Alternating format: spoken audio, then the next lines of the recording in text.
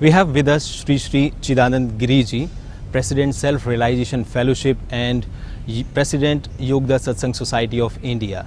A movement started by Paramhans Yoganand more than 100 years ago to spread the knowledge of Vedic wisdom, Kriya Yoga, world peace and brotherhood. Swamiji, Namaskar. Welcome to Doordarshan. It's a joy to be here and to have this opportunity to share the love and wisdom of India's ancient spiritual heritage with all of your viewers. Swamiji, you have just arrived in India on your latest visit. Having traveled here several times, what are your impressions about India? My impressions about India? Yes. Well, I would say twofold. One long-range view and one more immediate. But the overriding or fundamental perception and feeling and understanding of India for me is what India represents as the steward of this most ancient, most pure expression of highest spirituality that comes down to us from the Vedic times, from the rishis, and that throughout the centuries, throughout the millennia, has found renewed rootings and branchings and sproutings in the soil of India and throughout the world. To me, that body of ancient wisdom and knowledge is unsurpassed, crowning achievement of the entire human race.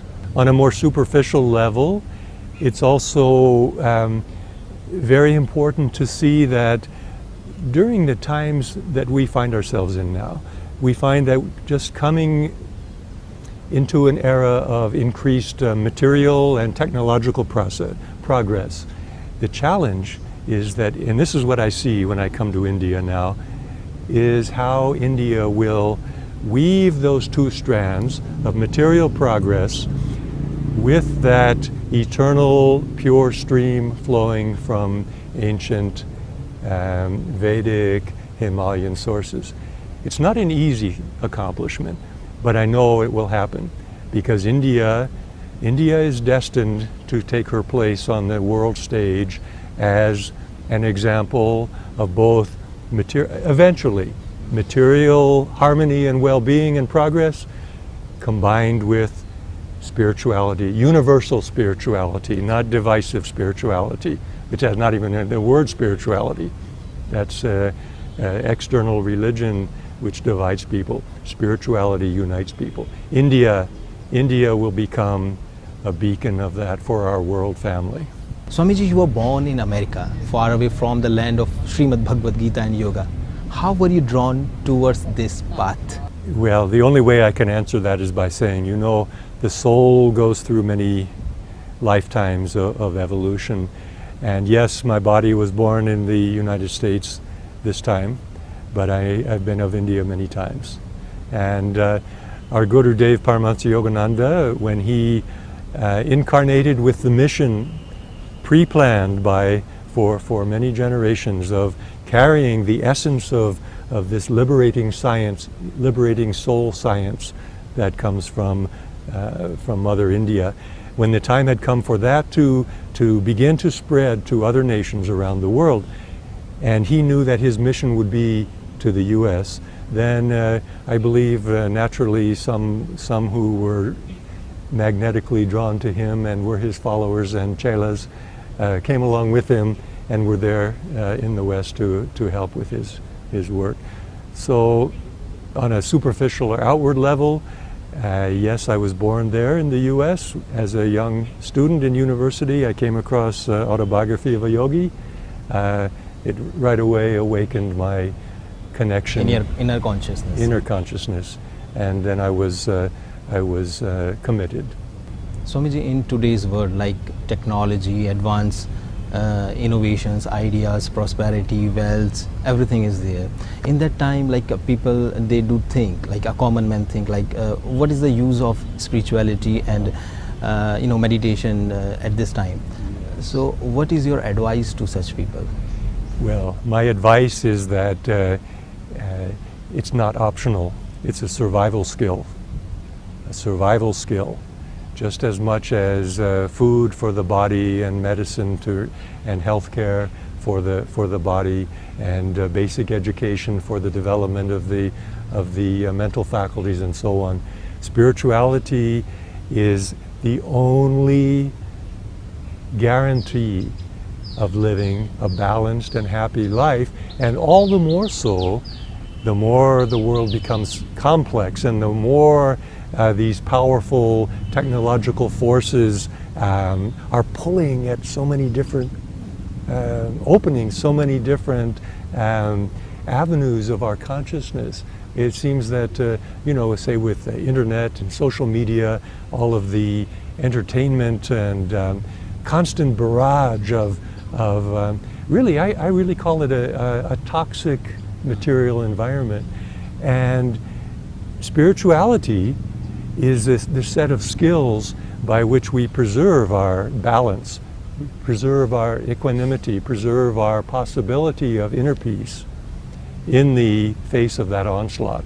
So I say survival skill, not an option. Swamiji, when we speak of yoga, a picture of various physical postures comes to mind. Does yoga mean simply these postures? Yes, yoga, well, see here again, we talk about the ancient, pure treasure house of spiritual knowledge that has been the gift of India to the world. And yoga is one of the priceless jewels of that gift. Yoga means union. It doesn't mean stretching the body. It doesn't mean standing on one's head. These are one aspect of yoga. They're a useful aspect. Bringing the body under self-discipline, bringing the body under control. They're useful, but they are not essential. And anybody who would feel that as a prerequisite to yoga, I must twist my body into a pretzel, no, that is not necessary. Yoga means union, first of all, with the mental and physical forces and faculties, with the governing, intuitive, all-knowing consciousness of the soul. And then ultimately the union of that individual soul with the all-pervading Brahma spirit. So yoga really means bringing that harmony, that balance, that, I would say in one word, that connection between our individual existence with a greater source of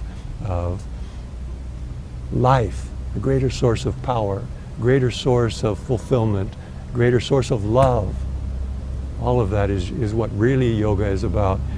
And we'll see. It already is happening. It's certainly in the U.S. In Western Europe, for some decades now, yoga has been, as you say, just, let's go to the gym and do yoga.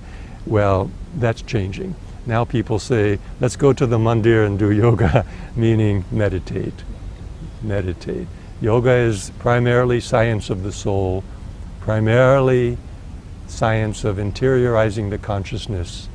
One of the ways that Paramahansa Yogananda used to express this, he would say that within each of us is this Atman, soul, the unqualified, immortal, eternal, pure, all blissful spark of divinity. But he said that because of our outward focus and the outward orientation of our instruments of knowledge, we lose sight of that. We forget it. It's like we're sleepwalking. And he said, in order to realize what you really are, to realize that true potential, he said, all we have to do, you don't have to create it. You don't have to manufacture it. You don't have to develop it. He said, all you have to do is improve your knowing. And so we take through the practice of meditation, through the practice of yoga sadhana, it's a gradual refining of those instruments of knowledge, and first of all redirecting them away from the outward material phenomena to the interior world. And then as those cerebrospinal centers, the chakras in the spine and brain, gradually receive that inflow of attention and energy, they begin to awaken and they begin to bestow on our consciousness a more complete and a more true, a more real vision of the world. The awakening of the human journey. Yes, the awakening of the human consciousness and finding that it all along was divine consciousness. Swamiji, as it's a matter of privilege that an autobiography of Yogi is now came out in Sanskrit language, Yoginah Atmakatha. What are your views about Sanskrit language? Well, Sanskrit, first of all, Sanskrit is a language from a higher age of civilization. You know, our human family goes in cyclical patterns of advancement and then gradual decline and then back upward advancement in the circle. The Sanskrit language is a direct legacy of that higher age where the faculties and the spiritual understanding of the average human being was at a much more refined, much more divinely perceptive state.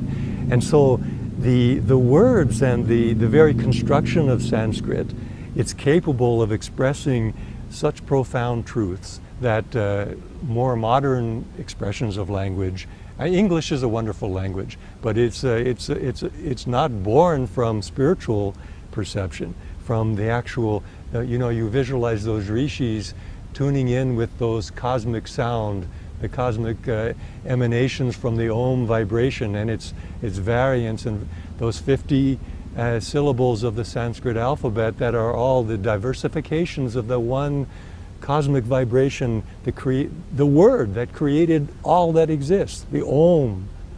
And so that then manifested in the very structure of Sanskrit language, and from that all of the terminologies, all of the nuances of spiritual truth that can be expressed in Sanskrit, it's unparalleled.